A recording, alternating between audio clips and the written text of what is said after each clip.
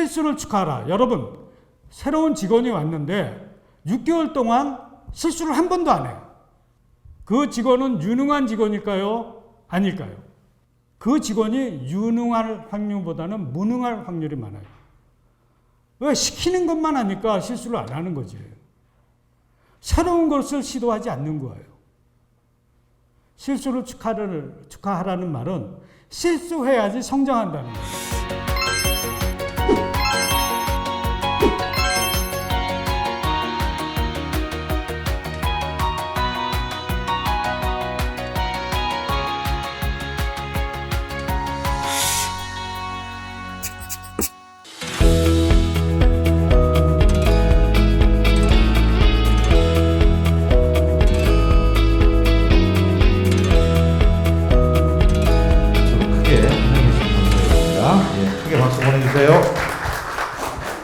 안녕하십니까. 방금 소개받은 강영철입니다.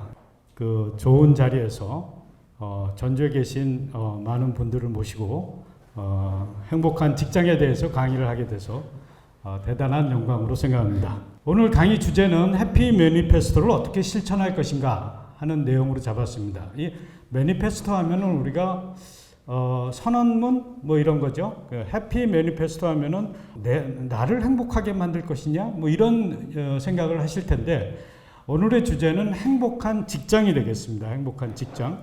어떻게 하면은 행복한 직장을 만들 수 있을 것이냐. 제가 오늘 소개해드릴 내용은 이 책을 중심으로 해가지고 여러분들께 행복한 직장을 만들기 위한 실천적인 지침서에 대해서 여러분들께 소개를 해드릴까 합니다. 잠깐만 이 책의 저자에 대해서 제가 설명을 드리면은 이 책의 저자 헨리 스튜어트는 저하고 마찬가지로 신문사 기자였어요. 신문사 기자 생활을 갖다가 한 3년 하는 동안에 직장이 너무 불행한 거예요. 직장이 너무 불행해서 내가 이렇게 불행한 직장에서 오래 근무할 수 없다. 그런 결심을 하고 행복한 직장을 만들자. 헨리 스튜어트가 신문사에서 나와가지고 만든 회사 이름이 해피 주식회사입니다. 해피 주식회사. 이 헨리 스튜어트의 명함을 보면은 어떻게 써 있냐면은 Chief Happiness Officer 이렇게 정리를 하고 자기의 역할은 해피 LTD를 행복한 직장으로 만드는 것이다. 실제로 이 회사가 영국에서 5년 연속 행복한 일터로 선정되기도 했습니다. 그리고 영국의 IT 교육기관 중에서 22년간 지속적으로 최우수 IT 교육기관으로 선정되기도 했습니다. 자기의 경험을 살려가지고 쓴 책이 해피 매니페스토가 되겠습니다.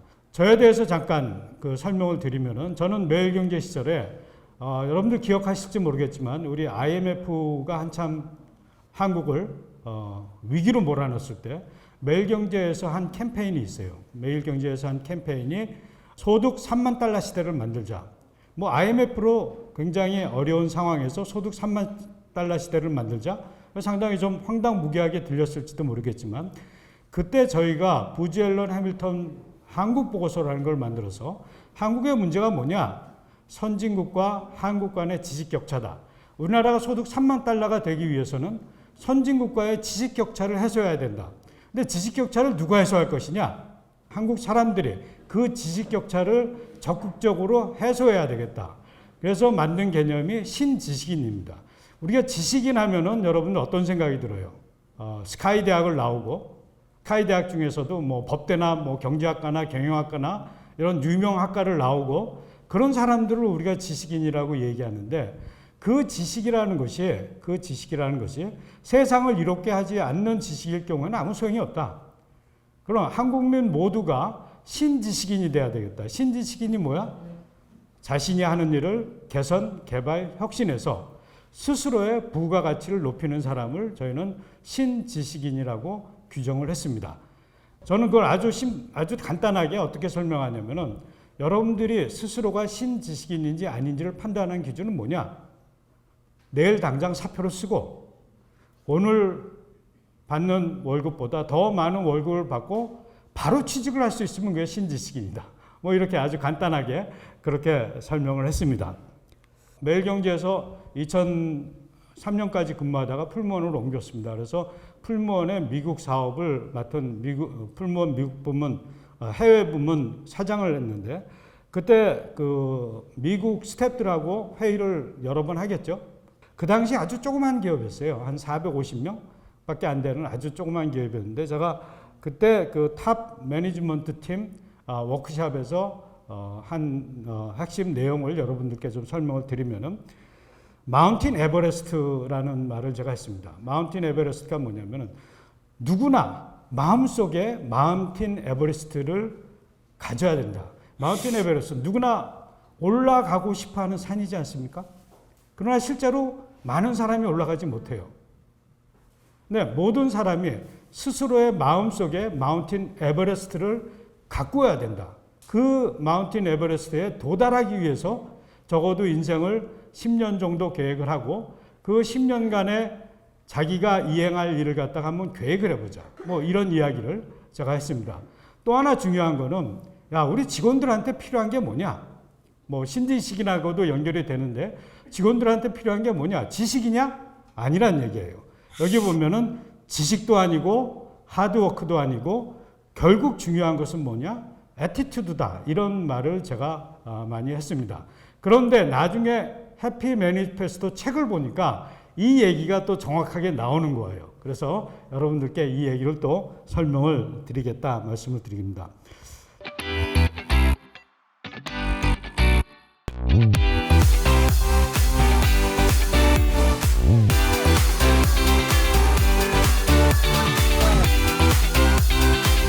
이거 굉장히 어려운 단어인데, 이거 읽어보실 수 있는 분 있을까요? 어느 나라 말일까요?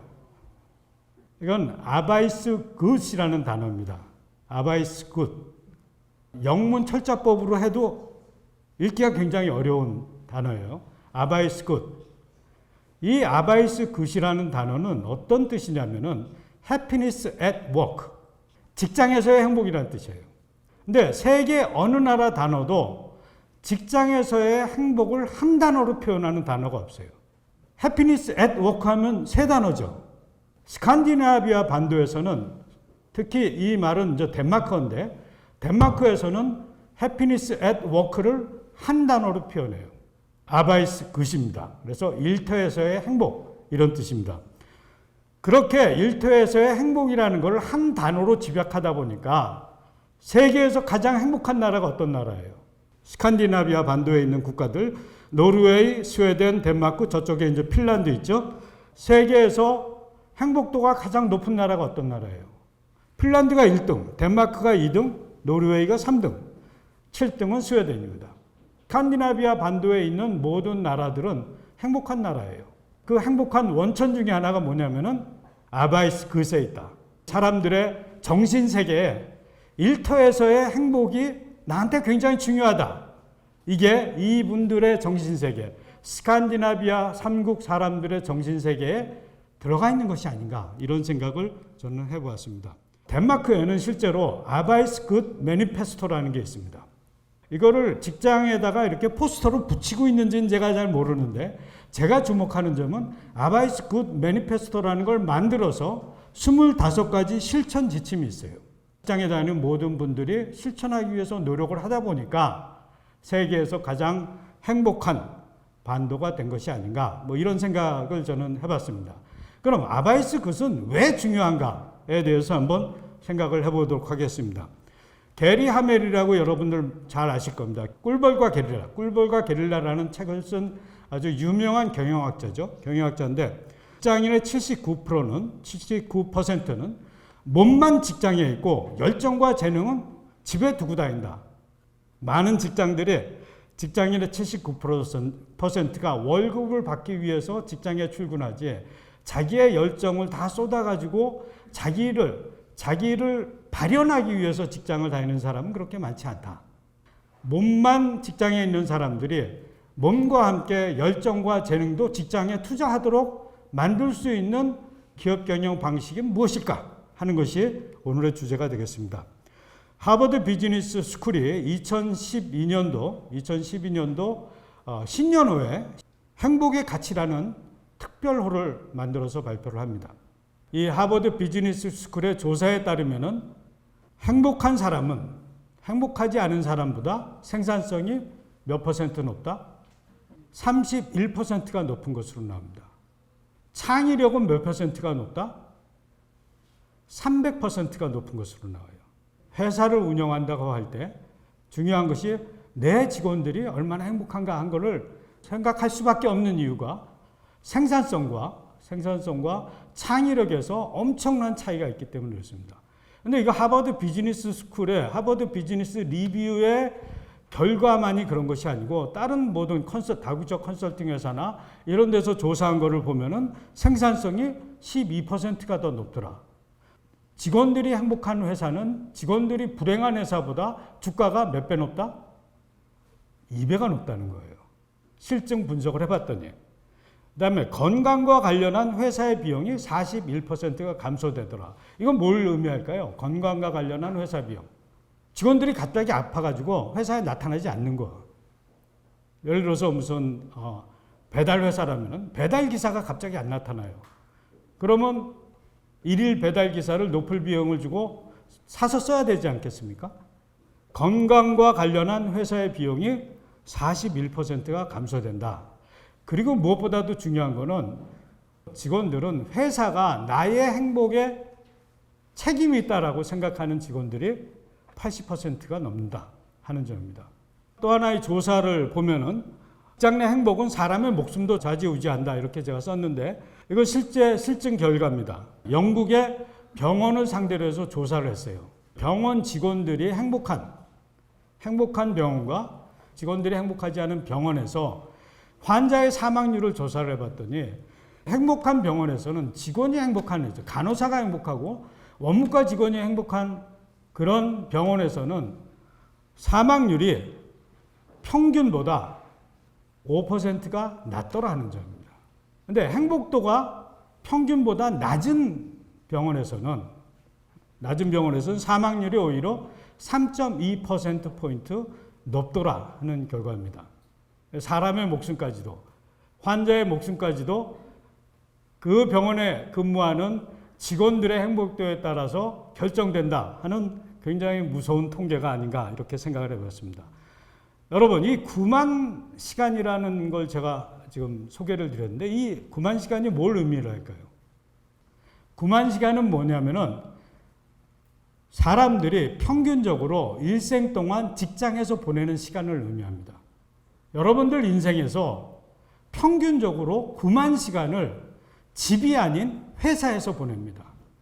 이 9만 시간을 우리가 1년 365일 24시간으로 따지면은 정확하게 10년 정도가 나옵니다. 10년 정도. 0살부터 10살, 11살부터 20살까지 제외하면은 우리가 인생에서 활발하게 액티브하게 활동하는 시기가 한 30년 정도? 한국의 정년을 감안을 하면 30년 내지 40년 정도 우리가 열심히 일하는데 그 중에서 한 3분의 1 내지 4분의 1 정도를 우리가 직장에서 보낸다는 굉장히 중요한 이 직장에서 보내는 시간이 인간의 행복에 얼마나 중요한가를 나타내는 그런 수치라고 제가 봅니다. 근데 중요한 거는 여러분들이 직원들한테 행복을 줄 수 있습니까? 없습니까? CEO가 행복을 포장해가지고 직원들한테 줄 수 있어요? 없어요? 없겠죠? 행복은 제품이 아닙니다. 행복은 서비스가 아니에요. 그러나 우리가 할 수 있는 일들이 있어요. 행복을 언락한다는 것은 행복의 열쇠를 푸는 그런 조건을 직원들한테 제공할 수 있다는 겁니다. 그래서 아바이스 굿, 해피 워크플레이스가 중요하다. 이런 얘기를 여러분들하고 지금 나눕니다.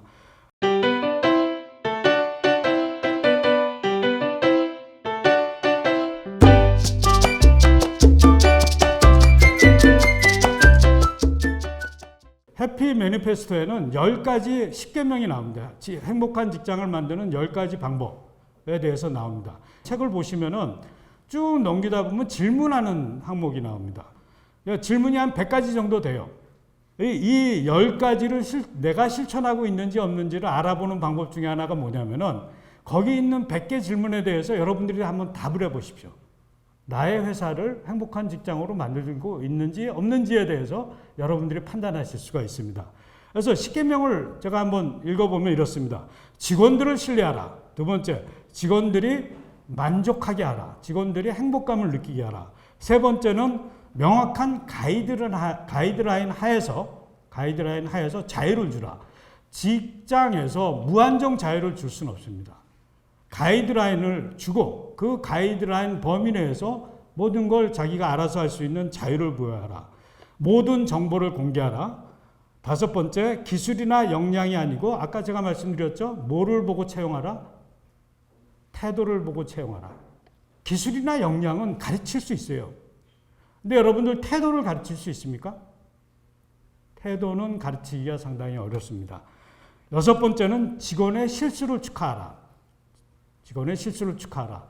이거 굉장히 재밌는 개념인데 제가 나중에 설명드리도록 하겠습니다. 그 다음에 회사와 직원, 사회 모두에 이익이 되는 사회봉사활동을 조직하라. 여기 사회봉사활동을 하라가 아닙니다. 사회봉사활동을 회사가 주선하라가 아닙니다. 전제가 있어요. 회사와 직원 사회에 공동으로 이익을 주는 사회봉사활동을 해라. 우리나라 사회봉사활동 겨울철에 많이 하는 사회봉사활동이 뭐죠? 연탄 나누기. 내가 연탄 나누기를 안 해도 전혀 연탄을 받는 사람들은 아쉬워하지 않아요. 왜? 다른 사람이 와서 할 거 있기 때문에. 그런 사회봉사활동을 하지 마라. 이런 내용입니다. 그 다음에 일과 삶의 균형을 뒷받침하라. 그 다음에 아홉 번째는 관리자는 사람 관리 역량을 기준으로 선정하라. 이거 굉장히 중요한 컨셉이기 때문에 나중에 제가 또 설명을 드리도록 하겠습니다. 그 다음에 직원의 강점을 살려라. 이런 내용이 되겠습니다. 자, 신뢰에 대해서 이야기를 하겠습니다. 직원들한테 물어보세요. 네가 일에서 즐거움을 느끼고 성과를 가장 잘 낼 때가 언제였니? 라고 물어보면 대답을 한번 상세히 들어보세요. 월급을 많이 받을 때 성과가 좋았다는 사람은 10%밖에 안 돼요. 그러면은 언제 사람들이 성과가 좋았냐? 조직이 나를 신뢰할 때. 조직이 나를 신뢰할 때, 그때는 조직이 나를 신뢰한다고 믿으면은 자기 성과가 개선된다라는 응답이 100%입니다. 월급은 10%밖에 안 돼요. 그건 제가 또 설명을 할 것이고, 이 직원들이 성공할 것이라고 믿으면 그가 성공할 것이고, 실패할 것이라고 믿으면 실패한다. 이거 굉장히 중요한 말입니다. 여러분들이 직원을 얼마나 소중하게 생각하느냐, 그 다음에 직원들의 역량에 대해서 믿느냐에 따라서 그 직원의 성과가 달라지는 겁니다. 사장으로서 내가 우리 직원들을 신뢰할 때 직원들은 능력이 좀 떨어지더라도 자기가 맡은 과제를 수행하기 위해서 더욱 노력을 하게 되겠죠. 직원들이 성공할 것이라고 믿는 CEO의 마음 그 자체가 굉장히 중요하다라는 점을 우리가 알 수 있습니다. 두 번째는 사람은 스스로에게 만족할 때 일을 가장 잘한다. 이건 당연하겠죠. 직원이 언제 만족하냐 하는 점을 우리가 이제 얘기를 해보면은, 제가 그 한국의 아주 유명한 그 건강보조식품 사장님을 한번 만난 적이 있어요. 그랬더니 그분이 고민을 털어놓는데, 우리 회사가 급여도 지난해 왕창 굉장히 높이 올려줬고, 그 다음에 대한민국 어디에서도 볼 수 없는 사무실 환경을 제공을 했어요. 그런데 기업의 성과는 오르고 있지 않는 거야. 자기는 해줄 거를 다 해준 거야, 직원들한테. 그런데 회사의 성과는 높아지지 않아요. 근데 이런 일이 많이 발생해요. 스마트 워크 스페이스라는 게 요즘 한참 유행이잖아요. 스마트 워크 스페이스. 그래서 뭐 사무실 환경을 아주 개선하는 거죠. 그래서 뭐 벽에 식물이 자라고, 그 다음에 아주 팬시한 책상과 의자가 다 있어요. 최고경제의 착각은 그렇게 하면은 직원들이 성과가 높아질 것으로 착각하는 거예요. 우리 매슬로의 욕구 단계설이라는 게 있지 않습니까? 사람의 인간의 욕구. 그렇게 사무실 환경을 잘해주고 월급을 많이 주는 거는 어떤 단계의 욕구를 해결해 주는 거죠? 먹고 자고 하는 생리적 욕구예요. 그 다음에 어떤 안정감. 이 욕구는 해결해 주는데 모든 사람은 자아실현의 욕구가 있어요. 매슬로가 얘기하는 인간의 최고의 욕구는 뭐냐면 자아실현이에요. 여기 자아실현이라고 써 있고 자기 존중, 그 다음에 만족, 소속감, 인간의 상위에 해당하는 욕구다. 그러니까 월급 아무리 많이 줘도 이 회사에서 내가 더 이상 성장할 수 없다든지, 내가 하고 싶은 일을 회사가 하게 된다든지, 내가 무엇인가를 만들어냈다는 느낌이 없으면은 그 사람은 불행한 거예요. 그래서 헨리 스튜어트는 경영관리의 욕구단계설을 만들었습니다. 그래서 보상, 직장 내 안정, 그 다음에 뭐 평생 고용 해줘도 직원들의 1차적인 욕구를 해결할 뿐이지 직원들의 궁극적인 욕구를 해결해 주지 못한다. 헨리 스튜어트가 강조하는 것은 직원들에게 자유를 주고 직원들을 신뢰하고 직원들이 도전적인 일을 할 수 있도록 해주는 것이 궁극적으로 행복을 관리하는 것이다. 이런 얘기입니다.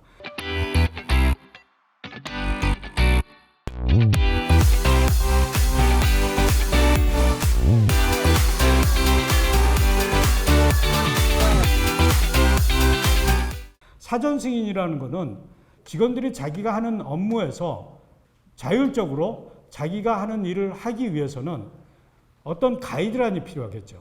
이거는 실제 예인데 헨리 LTD의 리셉션 에어리어예요. 방문자들이 오면은 머물 수 있는 그 안내실.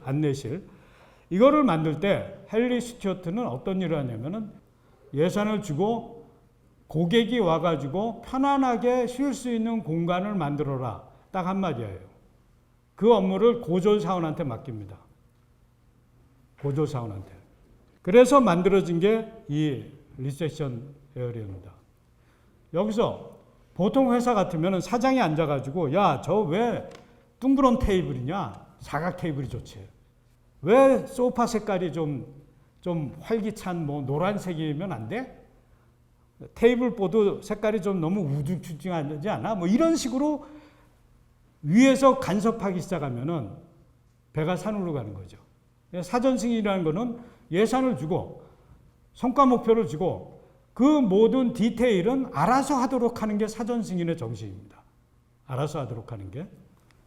또 하나 중요한 게 관리자의 역할인데 이 프로젝트 옥시전이라는 거는 구글에서 여러분들 구글 아시죠? 구글에 필요한 중간 관리자는 어떠한 특성을 가져야 된다고 구글 직원들이 만든 바람직한 중간 관리자의 모습을 적은 겁니다. 직원들이 생각하는 바람직한 상사의 모습을 적었다. 이렇게 보시면 됩니다. 여기서 보시면은 우리가 중요시 여기에는 테크니컬 스킬은 기술적 능력은 꼴찌죠. 1등이 뭡니까? 나한테 좋은 코치가 됐으면 좋겠다. 그 다음에 나한테 아까 말씀드렸지 사전 승인하여서 내가 하고자 하는 일을 내가 디자인해서 나 스스로 할 수 있도록 해줬으면 좋겠다. 그게 이제 소위 말해서 임파워죠. 임파워. 재량권을 주는 거죠. 재량권. 재량권의 반대말은 뭡니까? 마이크로 매니지란 말이 있죠. 마이크로 매니지가 뭐죠? 상사가 시시콜콜 모든 것을 간섭하는 걸 마이크로 매니지라고 합니다. 예. 세 번째는 상사가 나한테 관심을 가져줬으면 좋겠다. express interest. 1, 2, 3를 보면 우리가 생각하는 큰 기업, 거대 기업 이런데 조직 구조를 보면은 층층시하죠. 10단계, 15단계 의사결정 단계가 그런 데서는 이게 가능하겠어요? 가능하지 않겠어요? 가능하지 않습니다. 여러분들은 적어도 관리자를 임명을 할 때 코치가 될 수 있는 능력이 있고 인파워에 능숙한 사람, 그 다음에 직원들에게 관심을 갖고 직원들을 키워줄 수 있는 능력이 있는 사람을 중간관리자로 써야 된다. 이런 말씀을 제가 드립니다. 직원을 마이크로 매니징 하고 있는지 없는지 여러분들이 한번 판단해 볼 수 있습니다. 여러분들 스스로가 내가 직원들을 마이크로 매니지 하고 있는지 없는지를 판단하는 8가지 시험지입니다. 직무를 위임하지 않는다. 보고 없이는 아무 일도 못하게 한다. 의사결정권을 주지 않는다. 그 다음에 끊임없이 직원들에게 불만을 터뜨린다. 여러분들 한번 스스로 반성해 보시면은 8개 중에서 한 5개가 NO라고 이야기 나오면은 여러분들 훌륭한 매니저입니다. 그 다음에 가이드라인 하에서 자유를 주라 이런 이야기가 있는데 책에 보면은 룰하고 가이드라인의 차이를 교차로로 여러분들이 생각을 하시면 돼요. 교차로에서는 자동차나 보행자를 상대로 멈춰 가라고 명령을 하죠. 교차로에서는. 이 신호등 교차로에서는. 그러나 회전 교차로에서는 명령이 없어요. 자기보다 먼저 들어온 차를 우선해라 하는 가이드라인 이외에 멈춤이 없어요.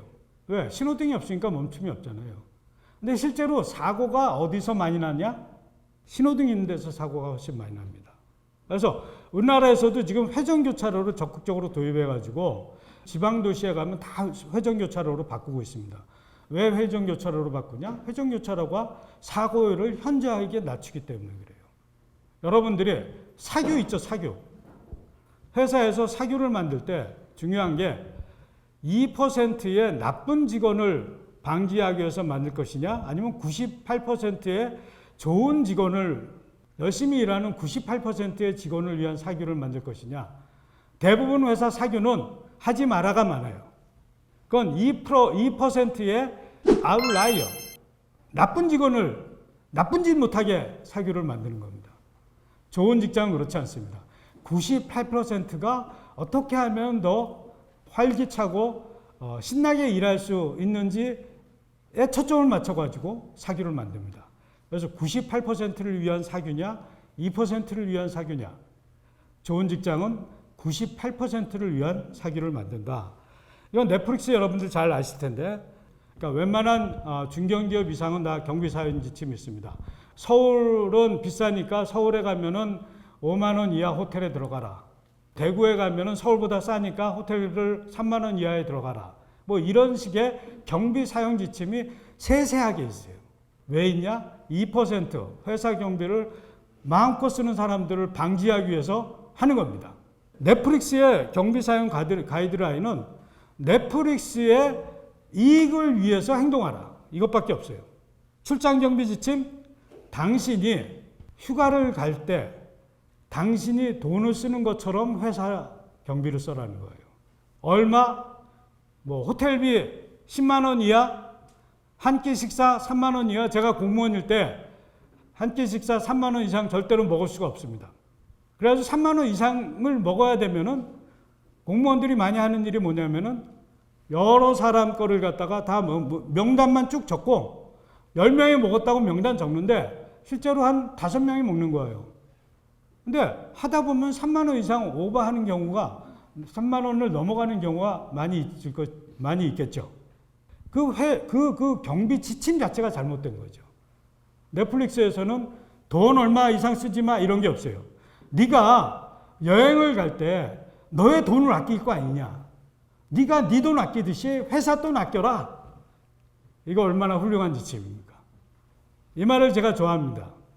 넷플릭스에는 복장 규정이 없다. 그러나 아무도 알몸으로 출근하는 사람은 없다. 복장 규정 만들 필요 없다는 거예요. 적어도 회사에 근무하는 사람이면 동료를 생각하고 회사의 분위기를 생각해서 유난한 옷을 입고 오지 않을 겁니다. 그래서 넷플릭스에는 복장 규정이 없습니다.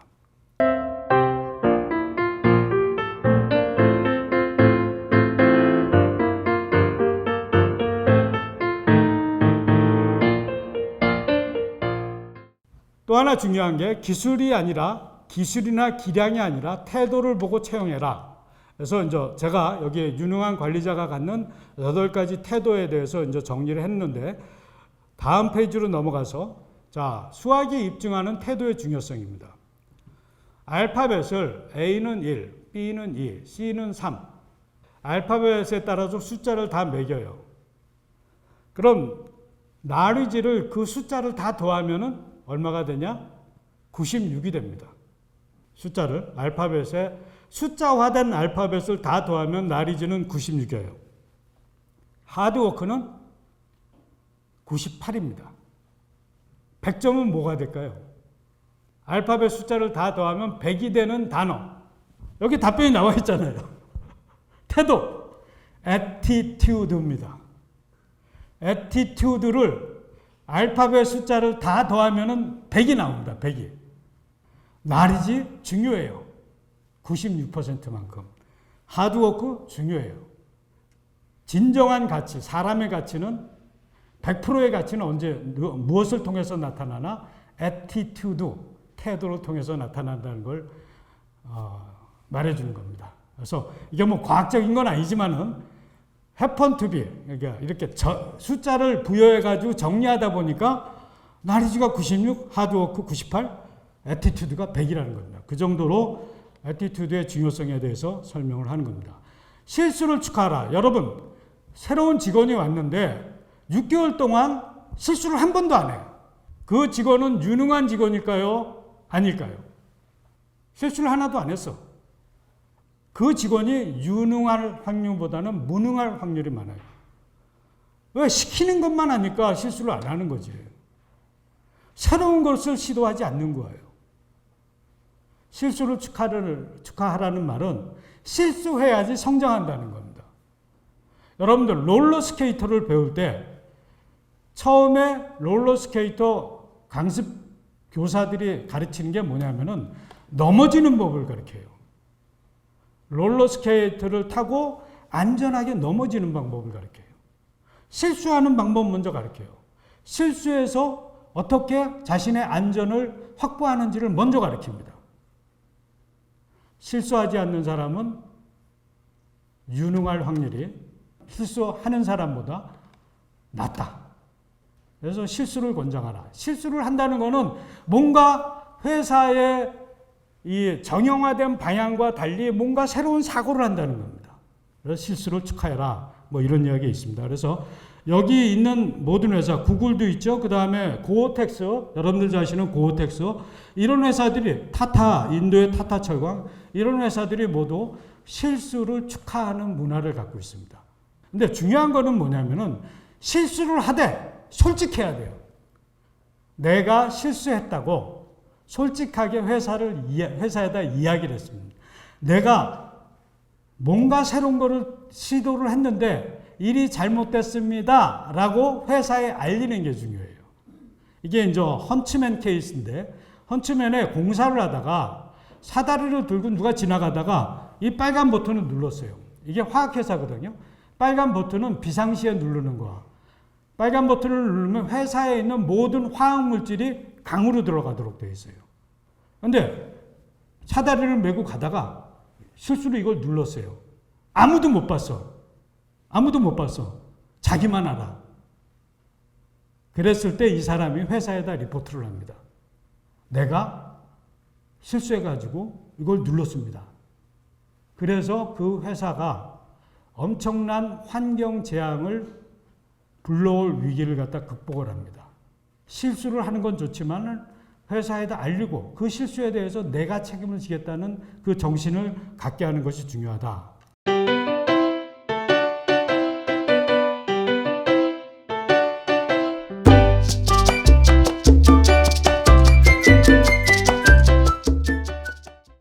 또 하나 이제 사람 관리 문제입니다. 사람 관리 문제와 관련해서 승진을 하면 꼭 사람을 관리해야 할까? 여러분 회사에 성과를 관리하는 사람하고 사람을 관리하는 관리자의 두 가지 유형이 있죠. 보통 우리나라 회사는 승진을 시키면은 사람도 관리하게 하고 성과도 관리하게 해요. 제가 신문사 시절에 느낀 게 뭐냐면은 글을 아주 잘 쓰는 유능한 기자가 부장이 되더니 개판이 되는 거야. 왜? 조직 관리 능력이 없는 거야. 글은 잘 쓰는데 사람을 관리하지 못해요. 신문사에서의 승진 체계는 오로지 하나밖에 없어요. 부장이 되는 것밖에 없습니다. 그리고 그 부장이 사람 관리도 하고 업무 관리도 하게 해요. 직원들한테 한번 여러분들 물어보십시오. 상사를 바꾸면 좋겠다는 생각을 해본 적이 있느냐? 여러분들이 여러분하고 같이 일하는 직원들한테 여러분들이 상사를 바꾸면 좋겠다고 생각을 해본 적이 있어? 하고 물어보세요. 답변이 얼마나 나올까요? 여러분들 생각은 한 10%? 20%? 실제로 영국에서 조사를 했어요. 상사를 바꿔준다면 월급이 깎여도 나는 내가 현재 모시고 있는 상사를 바꾸겠다. 바꿀 수만 있으면 바꾸겠다. 월급이 깎여도 좋다. 이 답변 비율이 50%에 가깝습니다. 48%의 직장인이 내가 월급 깎여도 좋으니까 상사 바꿔달라. 중요한 시사점을 주고 있는데, 관리자의 역할은 두 가지가 있습니다. 왼쪽에 있는 거는 성과를 관리하는 거고, 오른쪽에 있는 거는 사람을 관리하는 거예요. 그런데 대부분 모든 직장이 한 사람한테 A와 B를 다 맡깁니다. A와 B를 다 맡겨요. 그러나 사람 중에는 A는 잘하는데 B 못하는 사람 엄청 많아요. B는 잘하는데 A 못하는 사람 엄청 많아요. B도 잘하고 A도 잘하면 금상첨화겠죠. 그런데 B도 잘하고 A도 잘하는 관리자는 그렇게 많지 않습니다. 그럼 방법은 뭘까요? B를 잘하는 사람한테는 B만 맡기고 A를 잘하는 사람한테는 A만 맡기는 겁니다. 실제로 해피 주식회사에서는 그렇게 운영을 하고 있어요. 해피 주식회사에서는 A를 잘하는 부서장을 직원들이 뽑습니다. A를 잘하는 부서장을 뽑을 때는 그 사람의 업무 역량을 기준으로 직원들이 투표를 해가지고 어떤 사람이 제일 좋겠다고 부서장을 뽑아요. 근데 또 하나 직원들이 뽑는 사람은 뭐냐면, 나를 코치해 줄 사람을 내가 뽑아요. 나를 코치해 줄 사람. 우리가 그 합이 맞는다고 그러잖아요. 사람이 합이 맞아야지 코칭도 잘 될 거 아닙니까? 그래서 합이 맞는 사람을 내가 선택할 수 있어요. 그래서 해피 주식회사의 직원들은 그 부서장, 업무를 주관하는 부서장을 직원들이 모여서 투표를 뽑고, 그 다음에 나를 코치해 줄 사람은 내가 선정한다. 이렇게 보시면 됩니다. 근데 이게 해피 주식회사 정도 되니까 할 수 있는 거 아니야? 여러분들 이렇게 생각하실 수가 있어요. 그러나 실제로 이렇게 하는 회사가 적지 않습니다. 병든 조직과 건강한 조직. 여러분들 이거 한번 보세요. 이거 제가 굉장히 미국에서 인상적으로 받아들인 내용인데, 미국 기업의 조직 피라미드 보니까 맨 위에는 반사회적인 인격 장애자들만 모여 있어. 맨 위에 있는 사람이 누구예요? 회사 대표죠. 중간 관리자들은 크루리스, 멍청이들만 있어. 바닥에는 패배자들만 있어. 이게 미국의 조직 구조다 하고 여기 이그노 에브리바디. 그래서 이 사람은 조직에서 여러분들이 일을 할 때는 모든 사람을 그냥 깡그리 무시하고 너 혼자서 독불장구처럼 나가라. 이 책의 내용이 그겁니다. 근데 건강한 기업은 이렇지 않겠죠. CEO는 CHO 역할을 하고, 중간에 있는 사람들은 비즈니스 관리자, 역량 있는 사람, 그 다음에 사람 관리 역량 있는 사람, 피플 매니저하고 비즈니스 매니저가 중간 관리자들이고, 맨 마지막에는 신지식인, 자신이 하는 일을 개선, 개발, 혁신하려는 직무 오너십을 가진 사람들이 있는 조직. 이런 조직을 여러분들이 만들면은 여러분들의 성과가 어떻다? 행복한 직장의 성과는 그렇지 않은 직장보다 생산성이 31% 높아집니다. 주가가 2배 높아집니다. 직원들의 창의성이 300%가 높아집니다. 여러분들은 이 옆에 있는, 오른쪽에 있는 조직을 만드는데 힘을 써야 되지 않을까, 이런 생각입니다. 여러분들이 조직에서 가장 큰 걸림돌이 뭐냐면은 사이코패스, 소시오패스들이 조직에서 가장 큰 걸림돌입니다. 그런데 그 사람들을 어떻게 여러분들이 파악할 수 있느냐? 여기 11가지 파악 방법이 있습니다. 여러분들이 내 부하 직원 중에서 좀 이상한 애가 있어 라고 하면 이 11가지를 중심으로 하고 생각해 보시면 됩니다. 근데 특징적인 건 뭐냐면은 사이코패스나 소시오패스들이 굉장히 매력적인 사람들이 많아요. 매력적인 사람들. 그런데 자기 중심적이에요.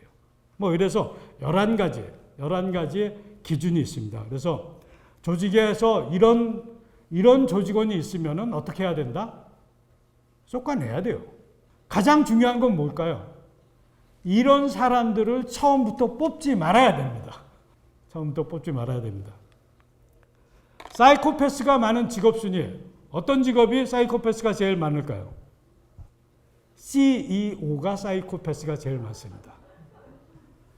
최고 경영자들이 사이코패스가 가장 많은 직업이에요. 제가 행복한 직장보다는 행복하지 않은 직장이 많다고 그랬죠? 왜 그렇습니까?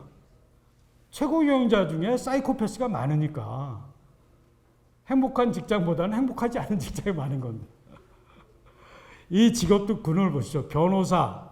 제가 미디어 저널리스트 출신이잖아요. 저 방송국은 아니었기 때문에. 근데 이 미디어가 3위예요. 기자가 6위고. 이게 사이코패스가 많은 직업 순입니다. 자, 관리자를 직원이 선택한다? Yes. 직원이 선택하도록 하십시오. 직원이 선택하도록 하는 것이 중요하다. 실제로 해피 주식회사에서는 관리자를 직원이 선택하게 합니다.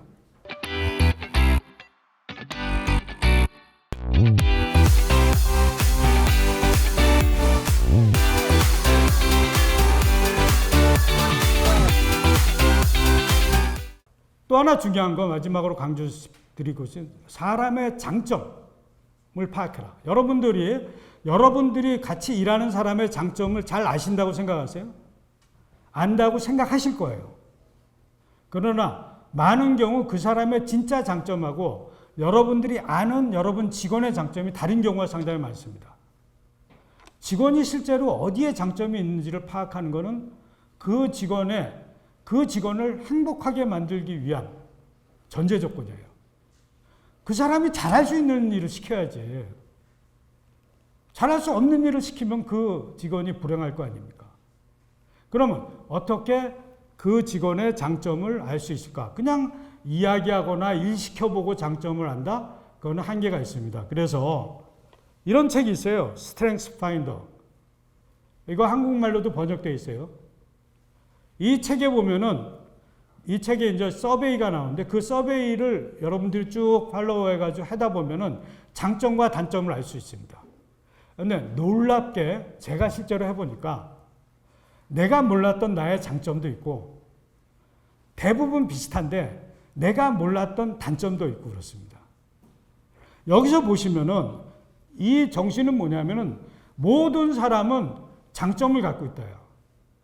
단점도 있지만 장점도 갖고 있어. 그러면 피플을 매니저할 때 사람을 관리할 때 어떻게 해야 되느냐? 그 사람의 단점은 눈을 감아라. 그 사람의 장점, 그 사람이 잘할 수 있는 일만 찾아서 그 일을 그 직원한테 맡겨라. 그러니까 이거 사람을 무시하는 게 아니죠. 모든 사람은 하나라도 장점이 있습니다. 그 장점을 찾아서 그 일을 시켜야지 그 직원의 생산성이 높아진다. 그래서 여기 보시면은 실행력이 높은 사람,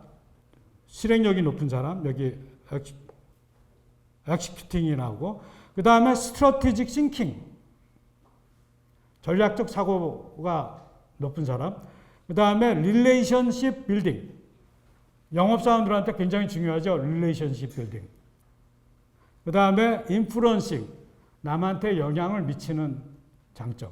그래서 여기 나오는 그 세부 사항들, 세부적인 거, 엑시큐팅에도 어치버가 있고, 어레인저가 있고, 빌리프가 있고, 해가지고 이 조사를 통해서 여러분들 직원의 장점을 대략적으로 파악할 수 있습니다. 그래서 스트래티직 싱킹은 뭐예요? 꿈을 많이 꾼다는 얘기죠. 전략적 사고를 하는 거야. 먼 미래를 내다보. 이런 사람한테 영업사원을 시키면 되겠어요? 안 되겠어요? 안 돼요. 영업사원은 누구를 시켜야 돼? 릴레이션십 빌딩이 좋은 사람한테 영업사원을 시켜야 돼요.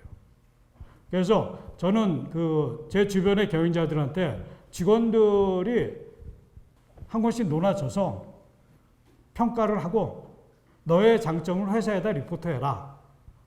그렇게 해서 조직을 관리하는 것도 좋은 방법이다. 이런 말씀을 제가 드립니다. 그래서 다시 이제 십계명으로 돌아가면은 신뢰하라, 행복감을 느끼게 하라, 가이드라인 안에서 자유를 부여하라, 모든 정보를 공개하라. 이 모든 정보를 공개하라 해서 여러분 회사의 사장 이하 모든 직원의 샐러리를 공급하면은 어떻게 될까요? 해피주식 회사에서는 모든 직원의 월급을 공개합니다. 여러분 핀란드라는 나라 있죠. 핀란드. 핀란드에서는 내 이웃 주민의 연간 소득 수준을 내가 알 수가 있어요. 소득에 관한 비밀이 없는 나라가 핀란드예요. 이 마음먹기에 달라서, 마음먹기에 따라서 이것도 굉장히 좋은 방법입니다. 이걸 투명하게 공개하면은, 저 사장이 누구랑 친하니까 쟤는 월급이 많을 거야. 뭐 이런 오해들이 없어져요. 근데 이걸 얘기를 하면은 많은 경영자들이 한국은 안 돼. 이렇게 얘기합니다.